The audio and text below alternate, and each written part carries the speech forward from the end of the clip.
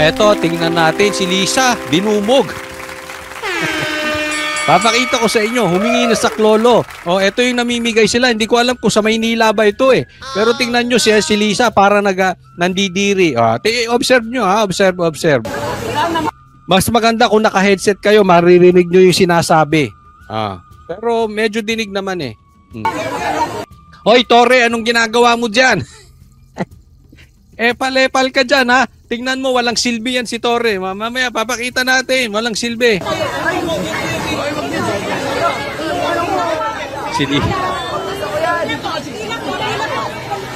Tingnan nyo, pila nagkakagulo na para doon sa balde. Baldeng ipamimigay. Grabe talaga mga Pilipino. Sige, pasok. Ayan, syempre may camera. Syempre nakaporma sila doon. Pero tingnan nyo pagmumukha ni Lisa.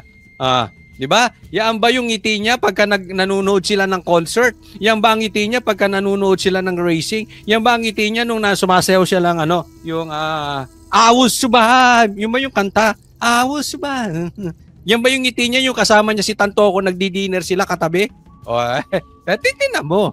Parang hindi niya type yung ginagawa niya dyan pero obligado siya. Kailangan niya lumabas dyan kasi yung asawa niya nasa Amerika. Lagi na lang wala dito si Bongbong Marcos tuwing may baha. Kailangan niya magpakitang gilas dyan at para hindi siya magbukang Wag mo nang hawakan, Lisa. Wag mo na, lalong nagkakagulo eh. Di wala namang purpose eh, di ba? Mamimigay ka, okay, ng relief goods. Pag mamigay ka relief goods, anong purpose ng First Lady dyan? Kasi nakikita natin si Isko pag pumunta ron, meron siyang command. Inaayos niya dito. Pagulo, nasunugan, may nabaha, puro basura. Nagpunta siya ron para ayusin. Ito ayos naman eh. Di ba nakapila na, nakaano na. So anong purpose niya dyan? Photo ops. Para makita ng media may ginagawa siya. Pero minsan, ang kaplastikan, bumubuelta. Hindi mo hindi mo mapipigil yan. Kasi iba yung organic eh. Iba yung ginagawa mo. New Yorker yan. Di ba? Tingnan nyo, parang nandidiri nga siya sa ginagawa. Nandidiri siya. Hello, sir!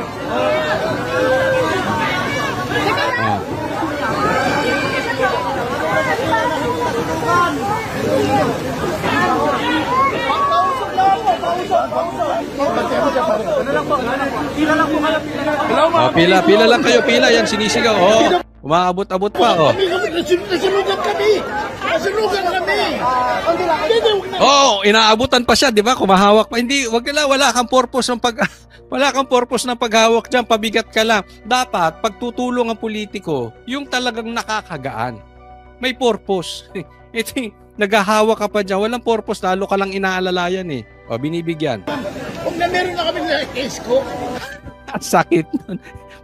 Wag na yan. Nandidinig nyo sa headset, pakidinig nyo. Wag na yan. Meron na kami niyan kay Isko. Too late, the hero ka naman. Sa Maynila ba ito? Kasi si Isko binabanggit eh. Baka naman kasi huli kayo. Sa bagay, inaayos pa. Kailangan pag dumating doon. Ayun yung sinasabi ko eh. Pag dumating doon, kailangan inaayos muna. Para pag dumating doon, ayos na. Hindi. Si Isko pag dumating, magulo pa. Aayusin niya, may purpose. Di ba? Iba to. Ambi mo kami, mama. Tignan mo yung ngiti niya, parang mga visit kayo, nakakadiri kayo. Ang babaho niyo. Ganun, parang ganyan eh, sinasabi. Tapos ito si Tore, tingnan nyo, si Tore, panay pa ang anak-ngat ng kilikili. Naku, nasampulan na namin yan eh. Isos, tanong nyo sa Banateros. Nasampulan na namin ng keli-keli niyan. Medyo delikado yan. Power. Power yan, power. Sige, tuloy. Tinaw pati si Lisa eh. Napapatakip ng ilong. Kahit sa kakabila namin. Yan, humihingi na. Tingnan nyo yung mata ni Lisa ha. Humihingi na ng saklolo. Naghahanap na siya ng saklolo. May kinakausap siya. Hineps up! Hawak kamay, di kita iiwan sa paglakbay. Yun na ako. Sino hinawakan niya? Ulitin natin. Before that, senyas na siya ng senyas.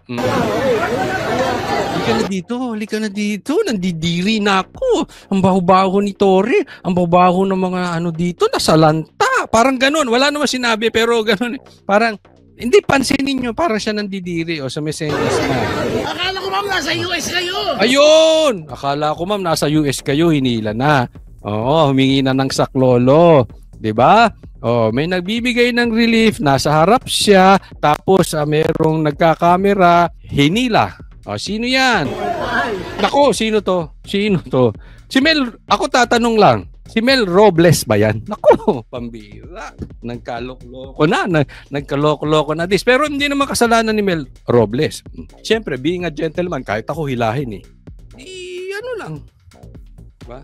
Tutulong lang din ako. Tapos sabihin ko, ma'am, pwede umalis na kayo dito? Kasi hindi naman kayo nakakatulong. Pabigat lang kayo. Hindi, di ba? Hindi natin nakita talaga kung anong silbi niya dyan. Ay nila.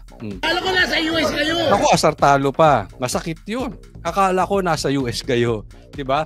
Yan yung sinasabi natin kanina na yung biggest trip ni Marcos, the most important trip of Marcos, hindi siya nakasama. Bakit? Nung huli silang pumunta ng Amerika, may patay.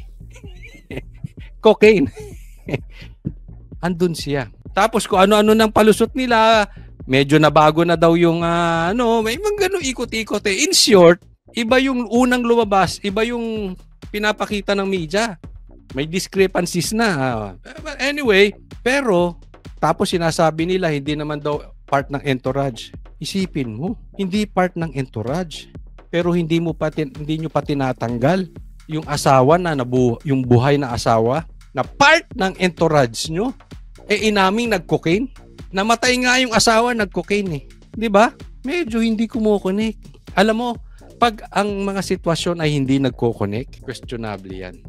So, etong mama ni nagtatanong, idinidiin pa, masakit na 'yun. 'Di ba?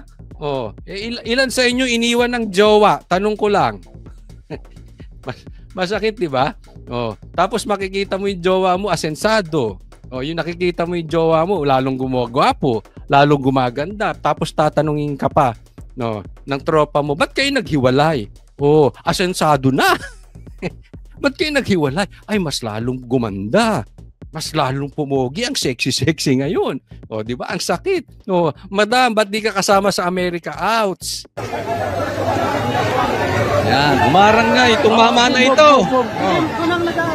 Kore, ano kasing ginagawa mo diyan?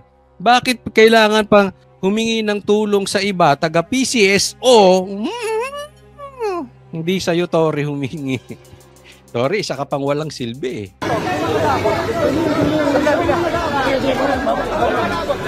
Huwag niyo siksingin!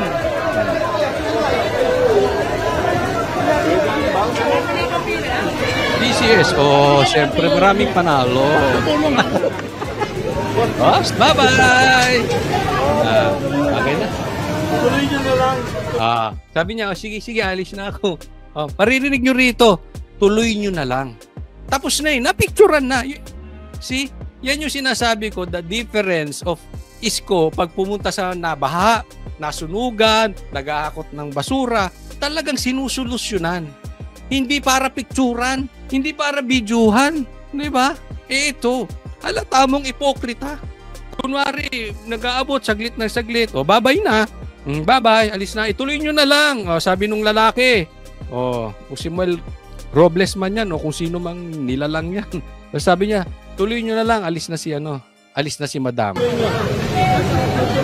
Alis na. Pero tingnan nyo, mahinang klase si Torre. Nakasunod pa. Nakasunod pa yung kung sino mang reporter yon na maangas din magtanong no? Sige. Di ka mo. Nasundan pa.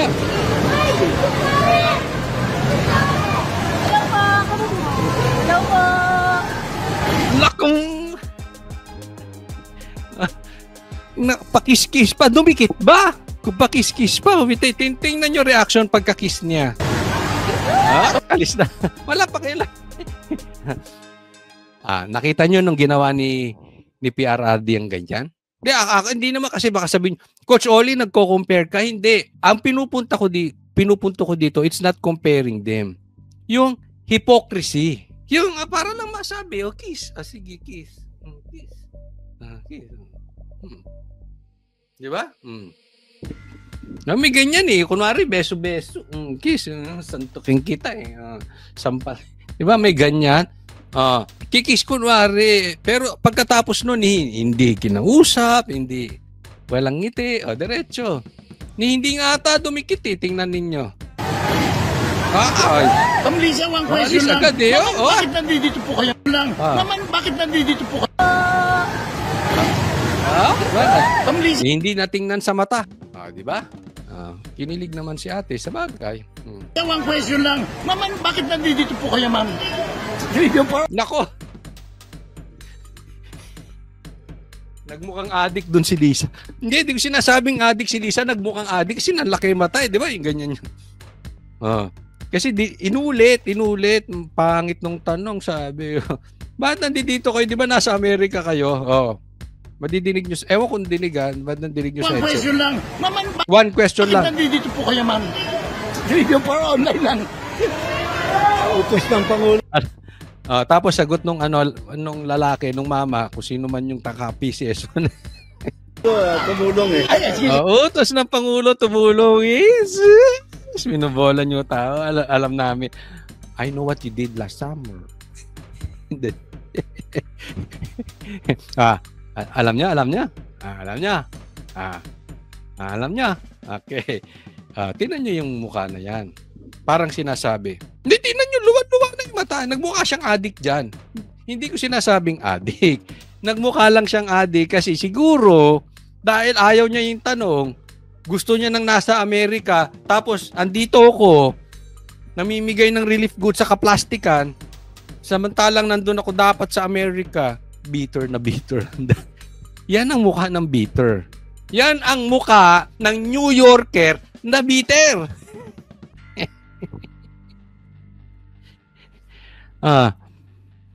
Di ba? Kulang na lang sabihin niya. Excuse. Kasi, pansinin nyo, hindi ko alam kung pipi si Lisa o hindi. Hindi nagsalita. Hindi siya nakasagot. Di ba? Ang namin tanong, wala siyang nasagot. Mana kay Marcos, hindi marunong samagot. Parang kulang na lang sabihin, ops! Hindi pala kita. Talk to my hand. Hindi kita ka-level. Kulang na lang ganun sabihin. Pero alam ko nasa isip niyan. Talk to Claire Castro. Siya ang sasagot. Tingnan nyo, si Claire Castro na naman ang sasagot nito. Ayaw niya kausap. Oy, excuse me, kung meron may talk to my lawyer. Talk to my spokesperson. Spokesperson niya rin yun eh. Sino man nagsasalita para dito, di si Claire Castro din. Yung pera mo, yung pera niyong binabayad sa tax, yung pera ng taong bayan na ibinabayad kay Claire, hindi ko alam kung maraming tip pa yon sa pagtatanggol kay Lisa. So, ang sasagot sa mga tanong mo, Brad, na nagtatanong, pero maganda yung mga tanong mo, si Claire. Abangan natin ang mga sagot ni Claire. For the meantime, wala siya. Hindi siya Yan yung mga itsura ng mga mata pobre. Ipokrito. Wala talaga silang concern sa taong bayan. Wala eh. Again, this is not to compare. This is to prove my point that yung organic, nakita nyo si PRRD, nung meron siya mga, naiiyak-iyak pa siya. Diba? Nakaka-relate siya eh. Ito, wala eh. Diba? Obviously, kitang-kita natin, seriously, para nang mapicturan lang, ma-video lang, at masabi na tumulong. Nag-abot, alis. Sa'yo ba PCSO? Galit ako, Choli. Hindi PCSO nakalagay eh. Sa'yo ba yon? Tatanong lang tayo, ha? Okay. Next topic po tayo. Mga opisyal ni Marcos, mana sa kanya, manhid. Galit na pinatigil muna ni PBBM ang lahat ng paghahanda para sa ika-4 niyang SONA sa Lunes. Anya, unahin muna ang pagtugon sa pinsalang dala ng bagyo at habagat. Yan ang agenda report ni Pierre Pastor. Dismayado si PBBM dahil sa nakarating sa kanyang balita na may ilang tauhan ng gobyerno ang nagkakabit ng SONA materials habang lubog sa baha ang ilang bahagi ng bansa. Yun, sakit nun, di ba? Isipin mo, nagkakabit kayo to promote SONA sa gitna ng baha, bagyo, di ba?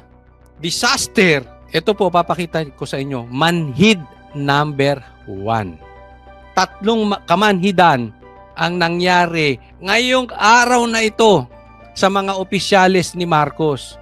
Bakit? Follow the leader, follow the leader, follow the leader. Yan si Marcos eh. Kahit nga yung sinasabi ko yung na-vlog ko kahapon, si Torre. Ano? Ang inaayos niya, yung imahe, yung naratibo na mapayapa ang Pilipinas. Huwag nyo ayusin yung naratibo na yon. Hayaan nyo handle yun ni Claire. Hayaan nyo ipagtanggol niya yon. No. Ang gawin mo, Torre, yung kapayapaan sa Pilipinas, hindi yung naratibo na payapa. Pero yan kasi sila eh. Ang tawag ko dyan, ampaw. Nakakain na kayo ng ampaw? O, di ba? Kala mo, laki-laki, walang laman sa loob. O, buti pa yung butchi. Yung butchi, malambot sa labas, pero may laman sa loob. Ito, ampaw. Puro sila pang labas. Yung pinakita natin kanina, si Lisa. Di ba? Hipokrita. Kunwari, tumutulong. Pagka-picture, alis na. They cannot even stand the people. Hindi sila katulad nila Isko na andyan. Talagang tutulong. Hindi sila katulad ni PRRD na andyan. They will stay with the people. They will talk to the people. Hindi pagkatas ng picture, alis. Tingnan nyo, ganyan ang kalabasan. No? Kaya ipinag-utos niya agad na itigil muna ang paghahanda sa SONA at unahin ang agarang pagtugon sa mga nasalanta ng bagyo at ng habagat. Alam nyo, Klaro. wag ka na, wala ka namang sasabihing mabuti. In the first place, ang laki ng kasalanan mo dito, Marcos. Kasalanan nyo to ni Tambaluslos. Sinasabi ko na sa iyo, dapat dati pa, nilaglag mo si Tambaluslos. Eh yung budget dyan sa flood control, ano na nangyari? Bilyon-bilyon. Ngayon magsosona ka sa Lunes. Anong pagmumuka ang ihaharap mo sa taong bayan? Anong pambobolang ihaharap mo sa taong bayan?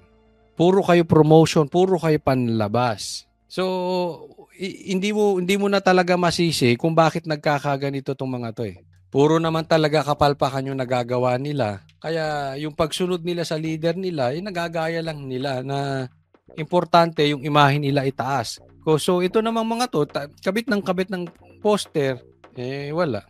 Nagbabaha na. Ang iniintindi pa. Ito'y malaking halimbawa na lahat ng mga ahensya ni Marcos, ang purpose is SONA. Kita mo naman eh. Hindi naman ganito ka-activos eh. Tingnan nyo, after the SONA, mawawala na naman ito. Lulubog lilitaw ito. Pag may SONA, active na naman. Naging karpintero na ito, naging teacher, di ba? Lagi na sa TV, lagi sa balita, punta rito, punta ron. Bakit? Kaya ang galaw ng tao niya, nakatuon sa SONA. In short, press release, walang laman. Ito, pakitaan ko pa kayo ng isa pang kamanhidan. Ito post ni John Vic doon sa Department DILG. Bilang Secretary of DILG, ayan ang sinabi niya, pinost niya ron. Secretary John Vic, mga abangers, diyan. kayo, yes, kayong nanonood dito na mga magulang na nag-aantay ng walang pasok. Ang tawag sa inyo ni John Vic, abangers. Kaway-kaway, marami tayong kilala dito. Mga estudyante, mga magulang, mga lola, lolo, nag-aabang. Yan kayo, abangers. Nag-aabang ng walang pasok. Sa mga abangers, sarap ng bokchi ko sa kabusugan ay nakaidlip ng sandali. Wow, swerte mo. Yung ibang kababayan natin, hindi malaman kung paano sila lilikas doon sa kanilang bahang lugar. Ikaw, dahil sa kabusugan, dahil sa pagkabokchi mo, nakaidlip ka. Eto na inaabangan. Kaya siya na-delay ng pag-announce sa inyong mga abangers. Hindi ako nagtawag sa inyo yan, si John Vic. Kayo mga abangers, yan ang tawag sa inyo, nakaidlip. Coach Oli, masama bang makaidlip? Coach Oli, masama bang mabusog? Hindi naman. Kaya lang yung ano niya dito, yung kanyang pagka-post, parang walang puso. Alam mo nga binabaha na yung Pilipinas. madaming na-stranded, maraming mga magulang na nag-aantay ng walang pasok, kung papapasukin ba nila yung kanilang mga anak, kanilang mga apo. Tapos ganito yung ano mo, parang apaka-insensitive. Parang parang ano ba nangyayari dito sa mga opisyalis ni Bangag? Napakamanhid nyo na. Yung isa, habang baha, nagtatayo ng poster para sa SONA. Ito namang isang sekretary niya, pinangalandakan pa dahil busog ako. Kaya nakaidlip ako. O, ito na, inaantay nyo mga bangers. Di ba? Yan nasabi. Ano sabi? Sarap ng Bog Chico. Sa kabusugan ay nakaidlip ng sadali. O, ito na inaabangan nyo. Walang pasok sa lahat ng baitang kasama kolehiyo at seminarista at mga tanggapan ng gobyerno para sa July 23, 2025. Di ba? Ganyan po ang puso ng Secretary John Vic Remulla. Kasi makikita nyo naman makikita nyo naman, meron naman kasing biro na naaayon. Pero hindi ata ito panahon para ipangalandakan mo na sa gitna ng dinadanas ng mga kababayan natin sa hagupit ng bagyo, ikaw ay natulugan mo sila dahil sa kabusugan mo. Diba? O, ito, isa pa. Pakita ko rin sa inyo. O, hulaan ninyo. Ano kaya ang kinain ni John Vic? Ito, nakuha ko to sa post ni Mark Anthony Lopez. Sabi niya, meron pala talagang ma-orderan ng Alaska King Crab dito sa Maynila. Mukha nga. Ako hindi kasi ako mahilig sa mga crabs eh. Talangka lang yung sa akin. Yung, ano matawag doon? Alimasag ba yung basta yung maliit lang. Ginaganon lang. Anyway, ito kaya yung kinain, kaya nabusog si John Vic. Oh, Alaskan King Crab Manila nagpa-deliver Office of the President, no? Coach Oli, masama ba magpa-deliver ng King Crab? Hindi naman. Kaya lang parang napaka-ano na naman nito, napaka-insensitive, napaka-manhid. Again, sa gitna ng unos, baha sa Pilipinas, naka-Alaskan King Crab pa kayo. Sabi dito, delivered at Malacanang Palace. Hindi naman siguro PSG kumain na ito. Baka si Lisa, maka-allergic kasi ganun ang mata ni Lisa kanina eh. Oh, baka allergic. Presidential level seafood experience. Presidential level. Ano mayroon diyang Coke? Anong pinagkaiba niyan? Presidential level. Meron ba yung hindi presidential level na king crab? Etong king crab na ito pang presidente. Fresh, premium Alaskan king crab with complete platter. Truly fit the royalty. Pang royalty. Pang royal blood. Pang dugong bughaw. Pang New Yorker. Dapat may matching Coke. Ay, bibili pala ako ha. Doon sa mga baka matulungan ninyo ko. Kasi pinagtanong ko na po ito eh. Na, di ba alam niyo yung Coke may nakalagay na pangalan doon? Pagka meron kayong Coke at may nakalagay na Lisa, bibilin ko. Actually, naghahanap na ako ngayon eh. Baka naman may kakilala kayo sa Coca-Cola, gusto ko magpalagay ng pangalan Lisa. I-display ko lang dito, Coke, yung Coke in can, tapos Lisa ang pangalan. Di ba? Ayan, truly fit for royalty. Delivered with pride to the office of the president. Wala yung presidente, pero may nagpapadeliver sa office of the president. At ang kinakain sa office of the president, king crab sosyal. Sa staff kaya ito? Sino kayang tumira nito? Si John Vic?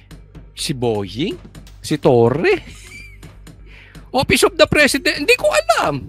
Malay ko ba kung sino-sinong nando doon? Wala akong pake. Pero office of the president, wala naman yung presidente. Isipin mo, wala pa yung presidente. Pero nagpa-deliver sila king crab. Paano kaya kung andito si presidente? Baka tigi-tigisang lechon sila. Coach Oli, masama ba kumain ng lechon? Hindi. Pero parang napaka-insensitive, no? Parang napakamanhid. Masama ba kumain ng... Parang napakamanhid. Naaalala nyo ang kwento doon kay PRRD? Pagka si PRRD ay may event, ang pinapakain sa tao, ordinary. Bakit? Walang budget eh. They chose to have a simple lifestyle. Naalala ko, nung pasasalamat PRRD, nung pababa na siya, umattend po kami nun. Yung pagkain po, simple. Totoo yan. Masarap pa talaga yung ano. Wala sa kalahati ng pagkain namin sa SMNI. Simple lang talaga. Di ba? Pero ito, ibang klase. Kahit wala ang presidente, ganyan ang kinakain nila. Thank you for trusting Alaskan King Crab Manila. O gusto nyo umorder. Now, accepting orders for VIP. Kung hindi ako VIP, hindi ako pwedeng umorder? Reseller and seafood lovers. Pwede kung seafood lovers. Yun, nationwide, call or text. Ayan, i-text nyo. Diba? Pero ako hindi ako mahilig. At saka kung mahilig man ako, next time na lang. Marami tayong kababayan nga nagugutom. But seriously, hindi kaya talaga may wala na lang puso ang itong mga nasa gobyerno natin. Na sila yung dapat nagsasakripisyo. Dapat kung maaari nga ay they are so busy. Pinupuntahan nila, inaasikaso nila yung mga pangangailangan ng mga nadisgrasya nating mga kababayan na nababaha, whatever. Hindi naman sana mga ganitong pagkamanhid nila. At sa akin lang naman ngayon, kung sa tingin nyo wala namang masama, pwede sige, araw-arawin nyo, umorder kayo ng ma-allergic sana kayo, ma-high blood kayo. Diba? Anyway, nasa sa inyo naman yan. Hindi ko naman sinasabing bawal. Baka sasabihin may mamumuloso na po na naman sa akin eh. Kaya nga tanong ko sa inyo. Hindi to bawal, hindi po ito illegal. Okay? Hindi ko sinasabing unconstitutional to. Pero ano sa tingin ninyo? Ito ba ay gawaing dapat ginagawa ng Office of the President? Considering wala naman yung presidente, yung kanilang pagiging manhid. 3 po yung pinakita ko sa inyo. Sa tingin po ba nyo, sumusobra ako? O sa tingin ninyo, wala namang masama sa ginagawa nila? O sa tingin ninyo, talagang sadyang manhid sila? Diba? Kayo na pong bahala mag-decide. Gusto ko lang makita yung inyong mga komentaryo patungkol dito. Na ito ba ay naaayon at nararapat sa isang mga public official o sa ahensya ng ating gobyerno. Next topic po tayo. Eto na. Tingnan natin Breaking news, yari. Ay, nako. Gera na. Yari tayo. Tuta na tayo ng kano. Pakinggan. Hindi natin nakuha yung unang tanong pero ang tinatanong about the Philippines o siguro yung mga Filipinos. Anong sagot ni Trump? And we respect their leader greatly. This is their... Sir, your message to the people of the Philippines. We love them. And we respect their leader greatly. This is their leader. Thank you. And he's very tough on negotiating, but that's okay. It'll work out. I think we will. We love them. Parang alam nyo, parang nagiinuman lang sa kanto, delikado po yan. Eto, masama ang pakiramdam ko rito. Pustahan tayo, baka sabihin nyo, nakachamba na naman si Coach Oli dahil marami tayong pinipredict dito, nangyayari. Sasabihin nyo, chamba na naman, di ba? Ano sinabi natin dati, yung nawawalang sabungero, ibibintang kay PRRD. Totoo, ang inaantay ko na lang, doon sa mga prediction ko, na yung pumatay kay Magellan, ibintang kay PRRD, at yung pumatay kay Lapu-Lapu, si BP Sara. Antayin nyo yan. Yan lang. Hindi pa nangyayari. Marami nang nangyari sa sinabi ko. Pero ito, delikado to. Masamang pangitain to. Alam nyo naman to si Trump. Tough to eh. Diba? Nakita nyo yan pag nakipag-usap. And dito sa dito sa video na ito, nakikita mo na dandil na po. Dandil na to. Oo. Kung ano man ang gusto ni Trump, bago pa sila nag-meet, nakuha na niya. Dandil na to. Pinuri niya na. Tingnan nyo, yan ba, kung sakali ang kaharap niya ay head of the state of Japan, may mga ganun ba? Head of the state ng Malaysia, head of the state ng UAE, halimbawa. Kung ano man, ganyan kaya ang gagawing asal ni Trump. Dito parang ginagawa niyang totoy. Parang pinabili lang ng suka ito. Sige, bulayin natin. Di ba may ganyan kayong tropa? Ano yung tropa niyong ganon? Galibol. Yung, di ba? Oy, pagdating dito. Wala. Meron kasi, di ko na lang sasabihin. May ganyan kami sa Banateros. Joke lang. Lagi namin. Joke lang. Di ba meron kayong laging binobola sa grupo? Ganyan, bola. Pero alam nyo, Totoy-totoy ang tingin ninyo. Ganito nangyayari. Because this is too good to be true. Too good to be true ito. Yung sinasabi na Marcos, nirirespeto at tough negotiator. Naku, malayo sa katotohanan yan. Si Marcos tough, weak yan eh. Hindi makita naman natin.